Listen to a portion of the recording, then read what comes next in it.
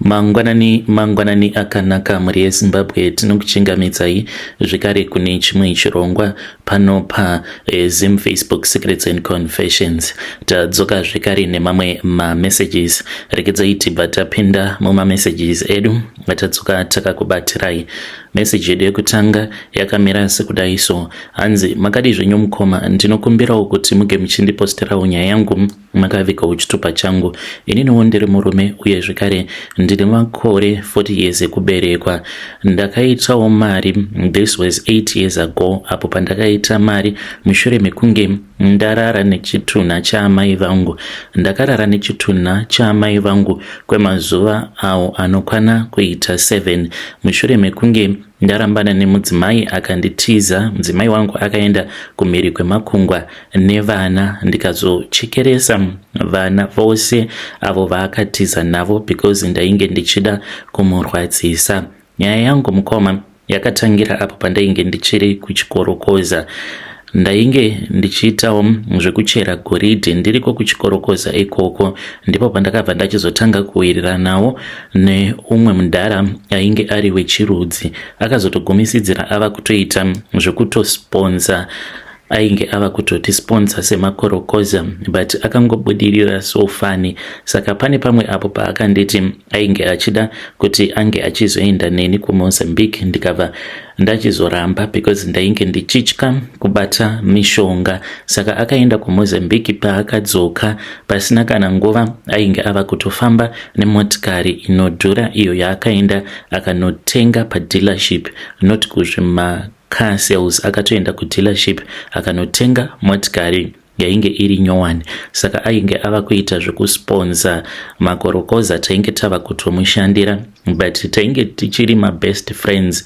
Ndaiti kana ndikamukumbira mari ainditi handingakupi mari nekuti kune kwandainge ndichida kuenda newe, asi ukaramba. Kana wava ready uchazodzoka kwandiri, the door is always going to be open for you and I will take you kuMozambique newe unge uchikwanisa kuzozviitirawo yako mari. Saka nekuda kwekuti ndainge ndiri munhu ainge achinamata, ndakabva ndachizozviudza kuti ndainge ndichazomirira nguva yaMwari kana yakwana. Ndakati kana nguva yaMwari yakwana then ndichazoitawo mari. Ndainge ndisingadi mari yainge ichazouya kwandiri kuburikidza nekuromba ndichishandisa mishonga. Ainge achindiudza kuti aiva nenguva idzo dzekuti aipota achirara nemastreet kid but vari vanhukadzi, ndo dzainge dziri mhiko dzake idzodzo. Saka ndakati handingambofi ndakaita zvinhu zvakadaro kuswera ndichirara nemastreet kid kuti ndinge ndichinzi ndine mari chete. Aiwa, yandiinayo iyoyo inokwana, asi mari inosvika pamwe pekuti inenge yava kusakwana zvachose, ndo paunenge wava kuda kuita mamwe maplans and by then maybe it will be too late. Mudzimai wangu ndainge ndakamuudza zvose zvandainge ndakaudzwa nebest friend yangu kuti ainge akati taifanira kuti tinge tichienda kun'anga. Kana taenda kun'anga then tobva tachizopiwa mushonga unogadzira mari. Saka ndiye akatondiudza kuti semaKristu tainge tisingafaniri kuti tinge tichiita zvinhu zvakadaro, but at the end of the day zvinhu pazvakazooma she started blaming me. Ainge ava kuti dai wakagara wakaenda kuMozambique, tarira uone kuti vamwe varume vakaita sewe vari kuita mari. Tarira uone motikari yava kudhiraivhwa nefriend yako. Sauda kuti ndirambe ndakangogarira nhamo here. Ndikabva ndachizoona kuti zvainge zvitori nani kuti ndinge ndichizonzi ndakaromba but ndiine mari. Ipapo pandainge ndichiri kuZimbabwe ndakamboedza kushingirira, ndikangoti life yakazodhakwa patakazoenda kumusha tikanoungana semhuri. Kwainge kuchida kuiswa matombstone paguva ragogona sekuru. Saka ndine hope ndakarota ndichigarwa dare. Painge paine wandainge ndakapa $20. 20 iyoyo mukoma munhu wandakagamuchidza ari wehukama, handina kukwanisa kuona chiso chake.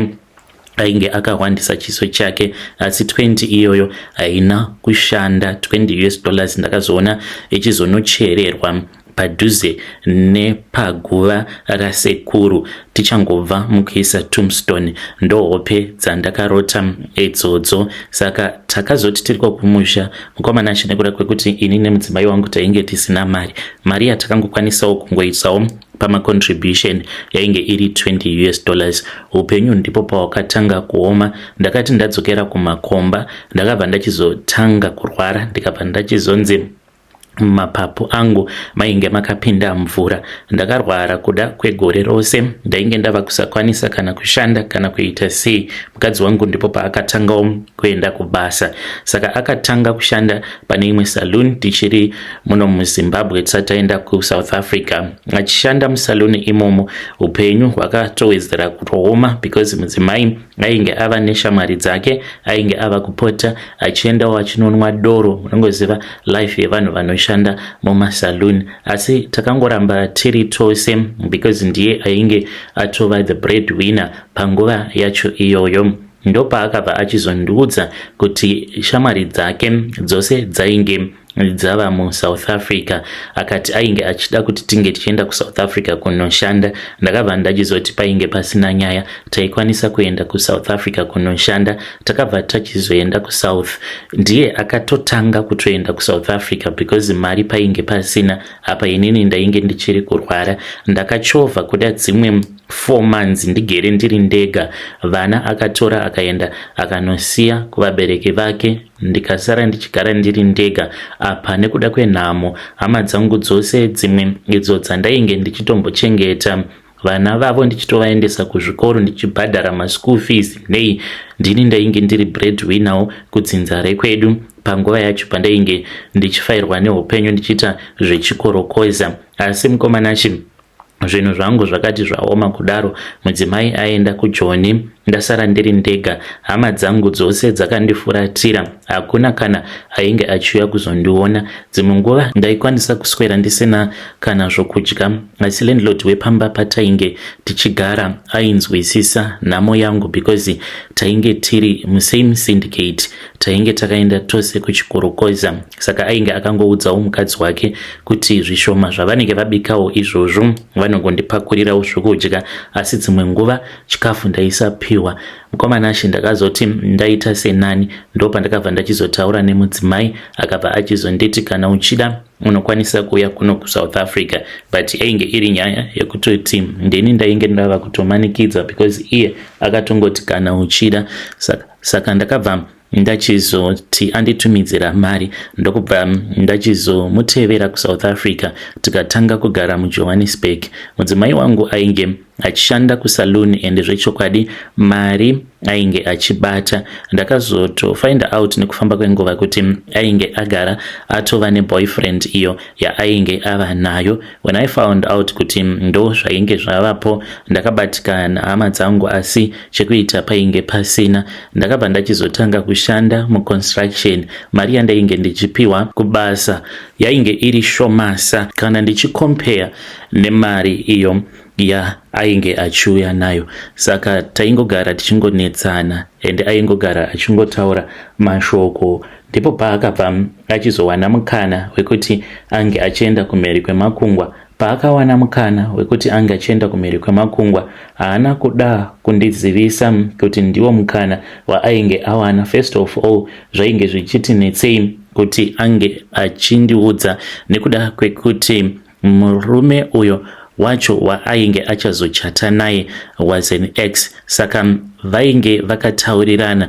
kuti vainge vachazoita muchato uya wefake kuitira kuti iye ange achizokwanisa kuwana mapepa ekuenda kumheri kwemakungwa. But haana kuda kundibudira pachena, akatochata behind my back.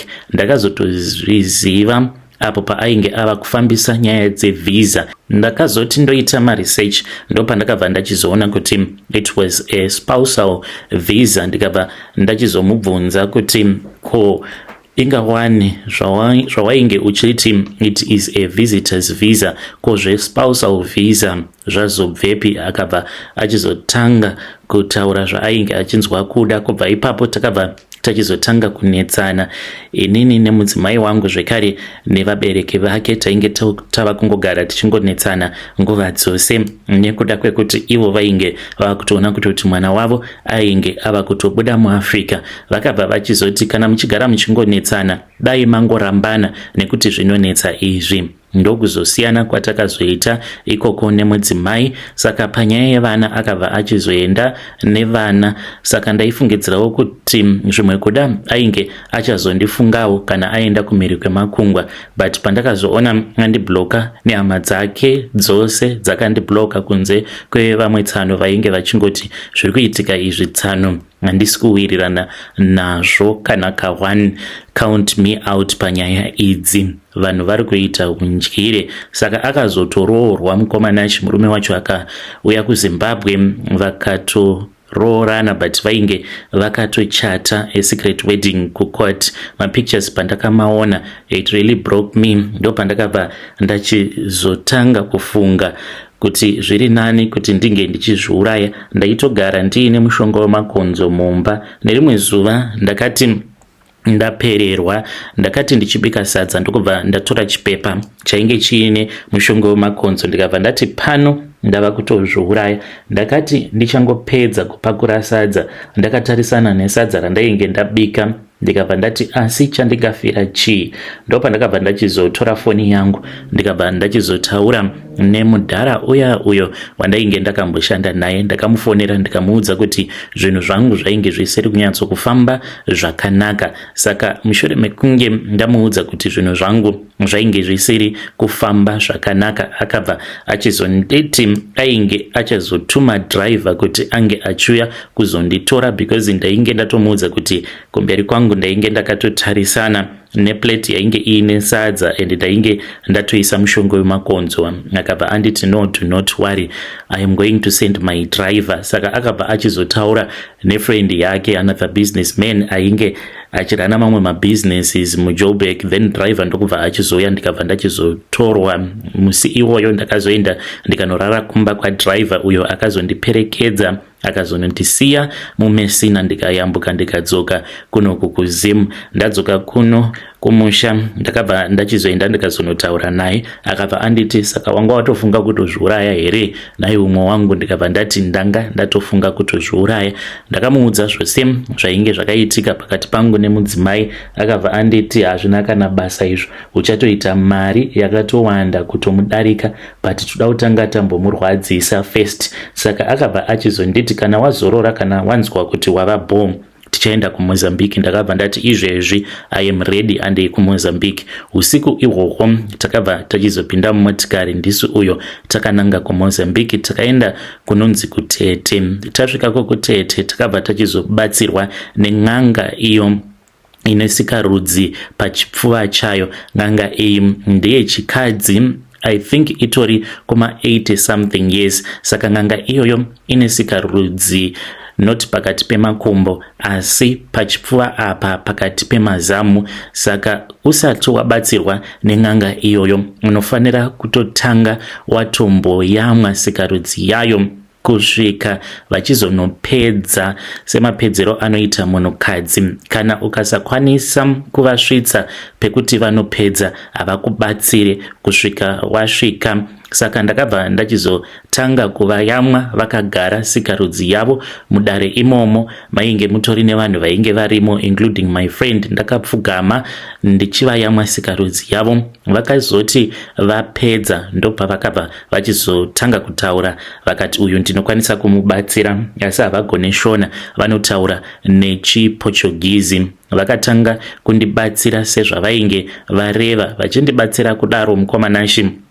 Ndipo apo pandakabva ndachizoona mudzimai wangu akanyuka mudhishi rainge riine mvura, nekuti kumberi kwangu kwainge kwakaiswa dhishi rezen'e but rainge risina kukura. Aya madhishi ekugezera maoko rainge rakaiswa kumberi kwangu. Ndakaona mudzimai wangu ariko kumhiri kwemakungwa ainge achitotamba zvake nemurume wake mutsva. Vana vangu vainge vari panze vachitoumba zvidhori zvesnow. Ndakavaona ndikabva ndachizonzi ndaifanira kuti ndinge ndichitanga ndabaya vana vangu. Ndakatanga nekubaya gotwe ndokubva ndachizovabaya vose. Ndapedza ndokubva ndachizobaya murume, then mudzimai ndikabva ndachizonzi ndaifanira kuti ndinge ndichimuvhuna makumbo. Ndakapinza maoko angu mumvura ndikatomubata, asi pandakamubata akabva achizochinja akaita kunge chidhori. Ndikabva ndachizomuvhuna makumbo ake. Mushure mekunge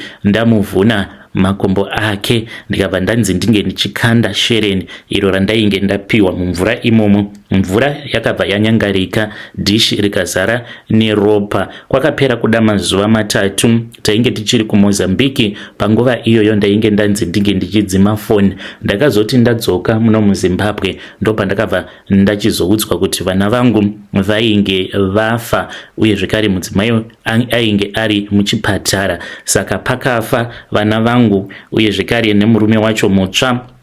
Iye akabva achizopona but ainge avhunika makumbo, kutaura kudai anotogara muwheelchair, anoshandisa wheelchair even though achiri kumberi kwemakungwa. Saka murume nevana vose vakafa in one day. Ndiye ainge achidriva motikari musi wacho iwoyo. Saka vakanopinda muzasi metrailer, ndo kuparara kwakaita vana vangu. Saka hama dzangu dzakaedza kuda kundifonera but ndainge ndisimo munyika, ndainge ndiri kuMozambique. Pandakazodzoka kuno kuZimbabwe takaenda kuMazowe mukomanashi. Ndainge ndiine matombo angu 3.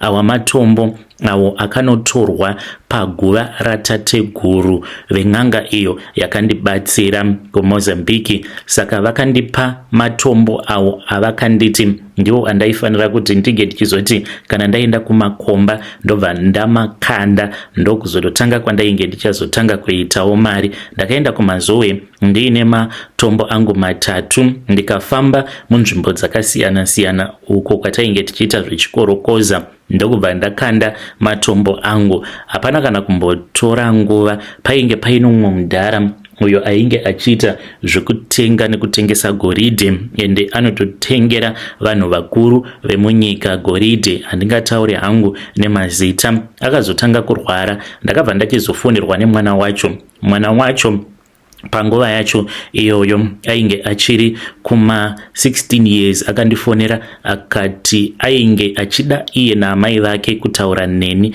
This was after the funeral. Saka ndakabva ndachizoendako yakuya. Ndaendako vakabva vachizondiudza kuti baba vacho pavainge vachirwara vainge vachingotaura zita rangu kuti mwanangu, kana uchida kuramba uchienderera mberi ne business iri rekutenga goridhe unofanira kuti unge uchitsvaka vanhu vakavimbika vanokwanisa kuzokubatsira. Saka vakabva vachizotaura zita rangu, vakataura nezita rabhururu wangu uyo akaenda akanondirombesa kuMozambique. Ngomanashi hana yangu yakarova mutinhimira vachindiudza kuti vainge vaine goridhe rainge riri mumba. Goridhe iro ravainge vakaudzwa kuti vaifanira kuti vange vachizoritengesa rainge riri rake mudhara iyeye. Vakabva vati vainge vachida kuti ndinge ndichivabatsira kutengesa goridhe. Kana ndaritengesa then ndobva taita half half. Ndainge ndiine munhu wandainge ndichiziva airova mairons ekuenda kuDubai. Ndakabva ndachizotaura naye ndikamuudza kuti ndainge ndiine goridhe rangu, ndokubva tachizomutengesera goridhe. Ndikatora share yangu, ivowo vakabva vachizotora share yavo. Pamari iyoyo ndakabva ndachizobvisa mari yechegumi ndikaendesa kuchechi, sezvandainge ndakaudzwa nen'anga kuti mari yako yekutanga yauchabata inenge yakawanda, unotora 10% woenda nayo kuchechi. Asi vakati unoenda nayo kuchechi, machechi awa emaPentecostal ndokwavakanditi ndiko kwandinoenda ndichinosiya chegumi. Saka kubva ipapo kusvika pari nhasi kuchechi handiendi, but mwedzi woga woga ndinotoenda kuchechi ndichinosiya mari yechegumi. Ndozvavakandiudza. mhiko dzangu mukomanashi ndidzodzo dzekuti ndinewo nyoka yangu yandakapiwa. Saka nyoka iyi inogara mubhuti remotikari yangu. Saka nyoka iyoyo ndiyo inondipa mari uye zvekare ndiyo inopa vakomana vangu simba rekuti kana vapinda mumaini vanochera ende kana vachishanda vanenge vachishandisiwa. Asi ndine nguva yekuti ndinofanira kupota ndichideura ropa. Hazviitiki nguva dzose, but hama dzangu dzinongofa zvisina tsarukano. Kana dzafa kunenge kuchishanda vakomana vangu vanongoona ropa mumugodhi ravanenge vasingazivi kuti ropa iroro rinenge rabvepi. Saka ropa iroro ndo rinozoita kuti vakomana vangu vange vachikwanisa kurova goridhe kubata bhandi sebhandi. Ndiyo secret yangu. Kana mukaposta nyaya yangu mozondizivisawo, ndichange ndichizotevererawo ndiri mucomment section. Vedare ndo message iyo yandakatumidzerwa ichibva kuna mukoma vedu. Zvakangooma hazvo vedu we. Let us try to speak with our brother in the comment section. Strange things indeed they do happen in this world. Apa vari kuti hanzi vane mumwe musikana wavari kudanana naye uyo ari kudyiwa chibereko chake nenyoka yavo. Pakaipa.